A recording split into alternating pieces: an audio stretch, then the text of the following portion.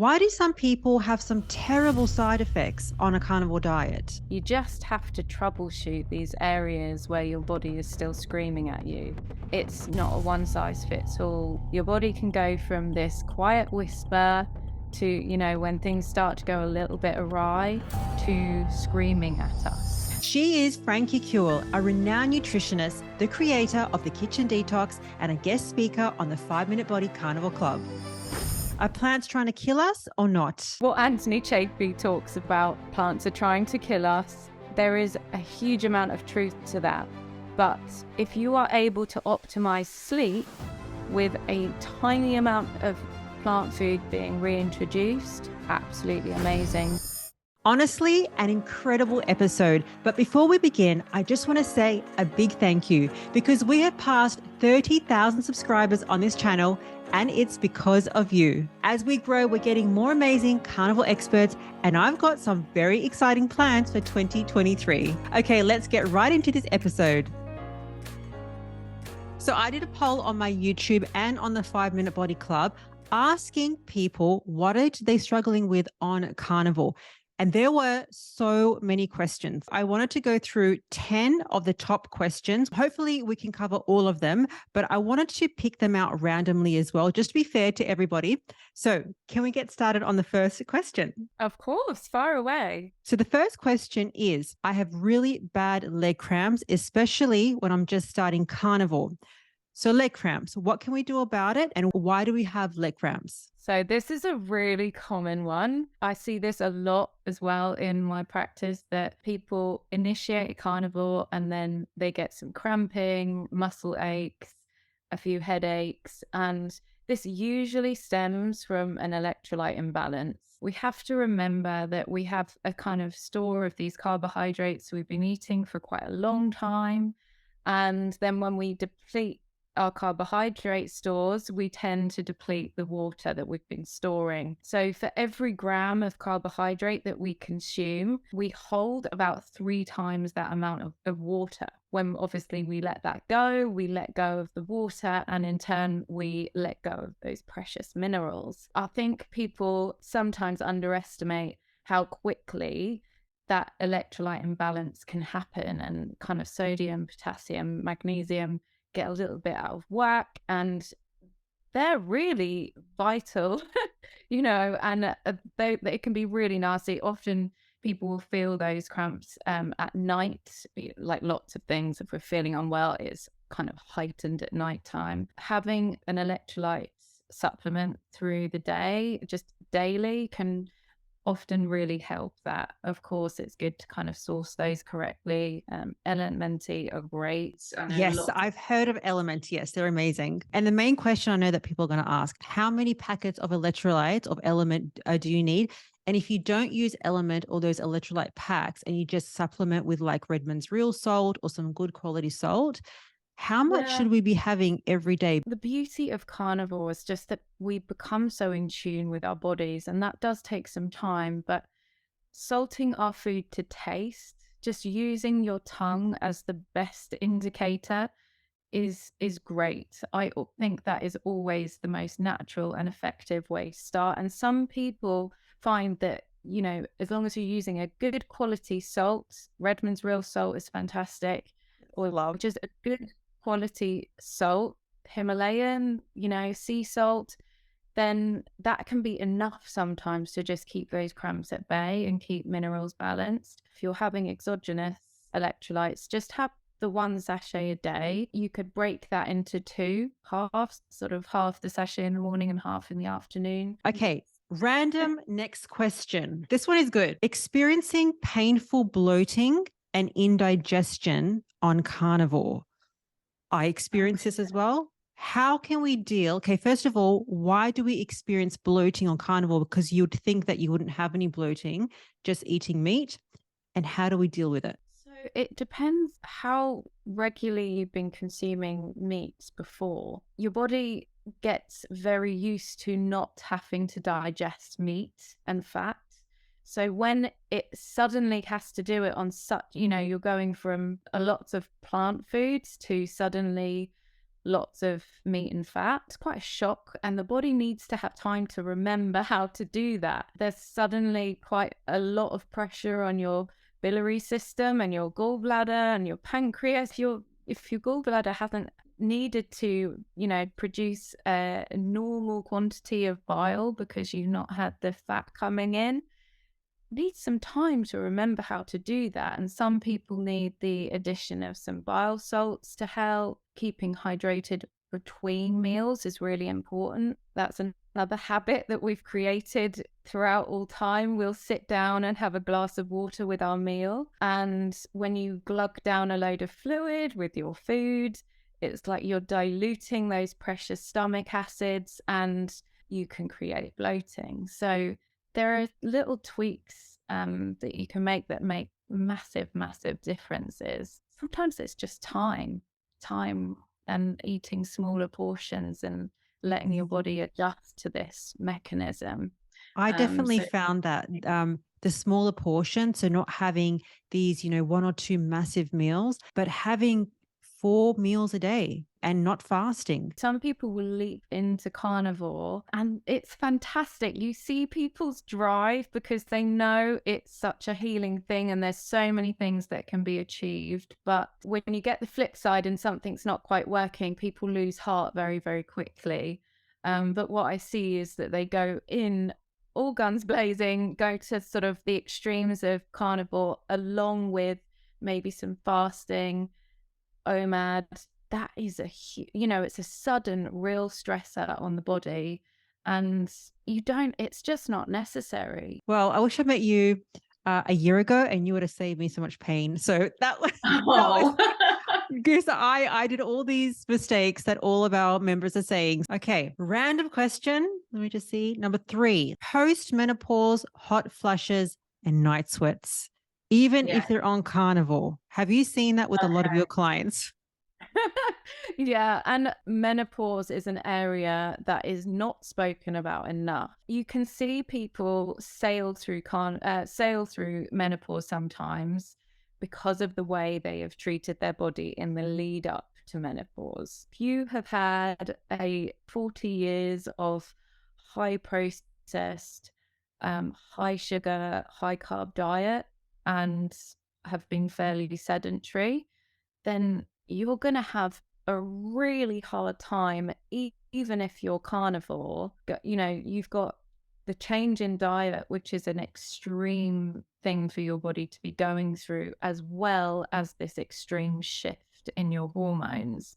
I think give it some time. Don't go back to a highly processed diet, but don't expect there to be this kind of miracle cure in carnivore. And I love that you said carnivore is not a miracle cure. There's no one size fits all, but it can help with anything that you're going through. So specifically talking about menopause, and I've seen so many experts like Dr. Lisa Wiedemann, Kelly Hogan, so many experts, they're trying this high fat carnivore. I've tried it as well. I absolutely love it. So what do you think about high fat carnivore increasing the fat to actually help with these hormonal changes? Does that help at all? Yes. So high fat is really, really helpful. I don't want to go down the rabbit hole of cholesterol. We hear the word cholesterol and automatically we think heart disease. It's essential for so many functions within the body. And importantly, when it comes to hormones, it's the precursor for all steroid hormones. If we want them to balance, the saturated fat is really important through menopause, but just if you're experiencing irregular cycles, if you are having fertility issues, what I see most often is that higher fat approach really, really helps. And it doesn't have to be extreme. I know some people really do advocate for the kind of just chowing down on blocks of butter, and that's great. If you enjoy that, do it. Just a little intermission while Frankie is getting a better background with less sunshine. Look at that beautiful background. If you have night sweats and if you have stress, just be in that background and you're going to feel amazing. Oh, Next question. Let me just see out of all the questions. Okay, this one is good. Been carnivore for quite a long time, but they have persistent low energy and they're exhausted the whole day. So, what can we do about that, Frankie? if you are just persistently exhausted, I think it is essential in that case for you to really up the fats. I think people forget that when we remove glycogen and we haven't got that fuel source anymore, you're running on fat for energy. You've got to get enough in. And people still have that, if I eat fat, I'll get fat. And it stops, it just creates that block.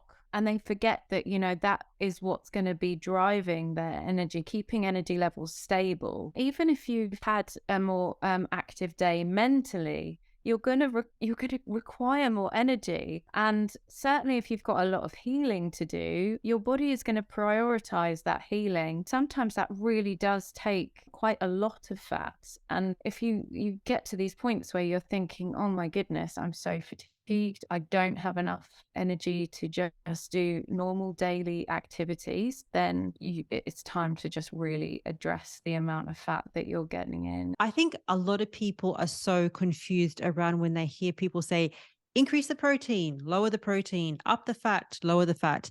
What does that mean for people? And quite rightly so, it's very confusing. Somebody could say 200 grams of fat a day. Even on this kind of platform right here, we can't actually help people individually to say, okay, you need this much fat or you need this much fat. It's Yeah. really about calculating it for yourself, whether it be on a macro calculator or even eyeballing a portion and just saying, I'm going to increase it incrementally to see how I feel in terms of my fatigue and my energy, Yeah.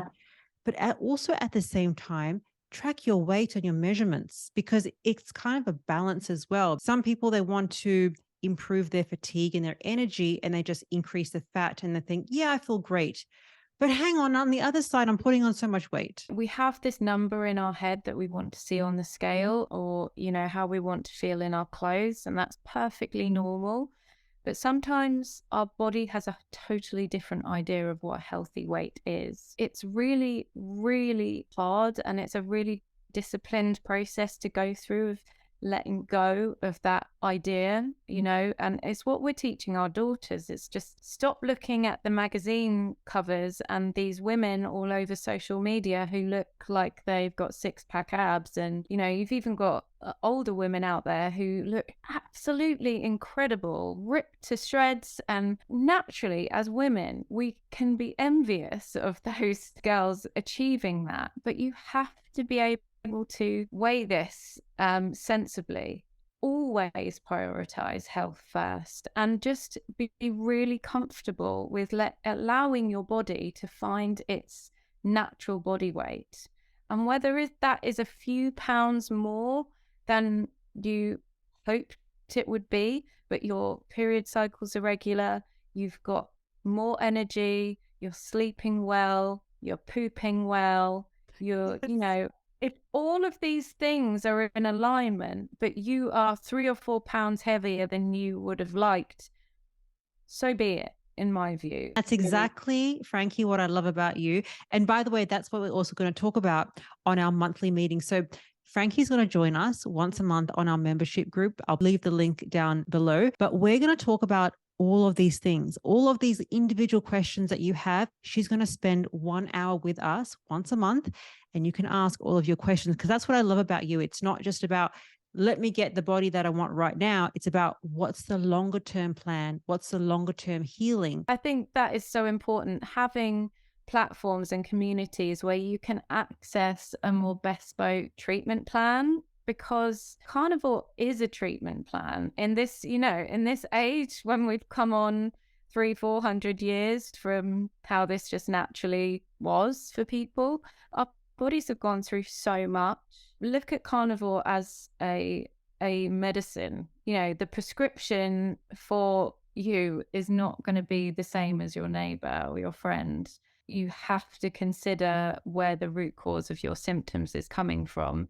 Somebody coming at carnivore with thyroid issues no gallbladder. It's going to be completely different to someone coming at carnivore with type 2 diabetes and a lot more weight to lose. And there's so many different variables in our starting point to this. That's why we need people like you, Frankie. Okay. I think we just have time for one last question. You might have tackled this before, but how do we balance electrolytes without fruits and vegetables and carbs? Okay, so this is again and just as common as the kind of leg cramps and stuff is going into the issue of electrolytes again. You can definitely balance electrolytes with the use of exogenous electrolytes, but sometimes that isn't enough. And the cause of the electrolyte imbalance is different. People suffering with oxalate dumping, when you get rid of those oxalates, and there's a lady who has written a book, I think it's called Toxic Superfoods. Yes, Sally K. Norton. That's it. She talks about how this can have a direct effect on electrolytes and balancing electrolytes, and actually the sensible reintroduction of a few oxalate rich foods helps this problem to resolve. So if you have tried having the salt, the Redmond's real salt, you're salting your food to taste, and you're optimizing the amount of fat that you're eating, and you've played around with the protein and fat macros, and things are still not improving, and you're getting cramps, you're not sleeping well, it's time then to think about what small amount of plant food can I add in just as a way of optimizing those areas. Because let's face it, this has to work for people. And again, it's not a one size fits all. We need to stop, going down the rabbit hole of thinking we cannot ever eat a plant again, and having a small amount of plant food is going to kill me, because it's not. Yes, what Anthony Chafee talks about, plants are trying to kill us. There is a huge amount of truth to that. But if you are able to optimize sleep with a tiny amount of plant food being reintroduced, absolutely amazing, because having poor sleep is so much worse. You have to choose what's the goal. If you have done everything else and you're doing everything perfectly, you're moving, incorporating exercise, you're eating a good balanced carnivore diet, and you've done a bit of troubleshooting, but your sleep is still not optimized, you can really delay healing. That's going to be very wow and controversial for people. Or maybe not actually. Maybe some people are, thinking about carnivore 100%, or, open to trying that little bit of plant food. But, it's about being open to an individual's needs. And I think you quite rightly said that if you need it for that particular reason, then maybe it's warranted. It's a bit of a tricky situation, because you see a lot of experts out there saying this is how I eat and this is how you do it. And I'm the first to say that how I eat is not how you should eat. Absolutely. And, there are so many people that are ketovore, or, completely whole hog carnivore, or, whole foods, just a whole foods approach. And anyone who is just beginning to think about food that goes in their mouth is just, at the start of it, that's fantastic. Dr. Ken Berry will often talk about the fact that if you're vegan, brilliant, wonderful, because you're thinking about what goes in your mouth. And I think there will be a whole range of variations in what works for people, and that might seem controversial, because this is about using carnivore as a medicinal tool, but somewhere along the line it can really affect people's mental health and their confidence, and if things don't work, and that's equally, it's really painful and sad to see when someone puts all their eggs in one basket and have been, someone's been suffering for such a long time and they are pinning their colors to the mast in carnivore and it doesn't work, that can be soul shattering. And I don't want that for people. So having a bit of plant foods, or a bit of flexibility on carnivore and going maybe more ketovore, or, people still have their coffee, So again, you just have to troubleshoot these areas where your body is still screaming at you. Your body can go from this quiet whisper to, when things start to go a little bit awry, to screaming at us. Well, we've had a lot more questions, so which we can't cover, but we're going to cover it on our monthly meetings. So Frankie is going to join us for the monthly meetings once a month to start off with, and we can dive into all these other questions by all these other members that we've had. But Frankie, how else can people find you? I am the founder of the Kitchen Detox, but if people want to book one-to-one with me, they can go through Dr. Sam White's website. I work along Dr. Sam, who is a wonderful functional medicine practitioner. So if people need the extra, support from lab testing and things, that can be incredibly helpful. Perfect. Well, thanks, Frankie. And we're going to see you on the live meetings.